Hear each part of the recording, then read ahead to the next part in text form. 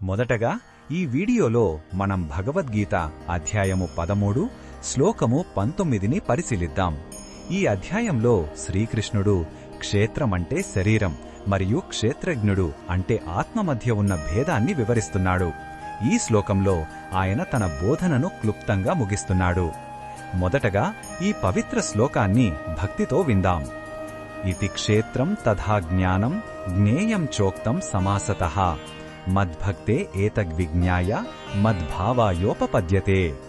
ఈ శ్లోకం అర్థమేమిటంటే శ్రీకృష్ణుడు అర్జునుడితో ఇలా అంటున్నాడు, క్షేత్రమంటే ఈ భౌతిక శరీరం, జ్ఞానమంటే ఆత్మను తెలుసుకునే మార్గం, మరియు జ్ఞేయమంటే తెలుసుకోదగిన పరమాత్మ. ఈ మూడింటి గురించి నేను నీకు సంక్షిప్తంగా వివరించాను. నా భక్తుడు ఈ సత్యాన్ని పూర్తిగా అర్థం చేసుకున్నప్పుడు అతను నా దివ్య స్వభావాన్ని పొందుతాడు, అంటే నాతో ఏకమవుతాడు. ఈ శ్లోకంలో ఉన్న భావం మనకు ఏమి చెబుతుందంటే, ఆధ్యాత్మిక జ్ఞానం కేవలం సిద్ధాంతం కాదు, అది మనల్ని మార్చే ఒక శక్తివంతమైన సాధనం. మనం ఎవరమో, ఈ శరీరం ఏమిటి మరియు పరమాత్మ స్వరూపం ఏమిటి అని తెలుసుకున్నప్పుడు మన దృష్టికోణం పూర్తిగా మారిపోతుంది. ఈ జ్ఞానాన్ని భక్తితో జోడించినప్పుడు అది మనల్ని భౌతిక బంధాల నుండి విడిపించి శాశ్వతమైన ఆనందానికి దారి చూపుతుంది.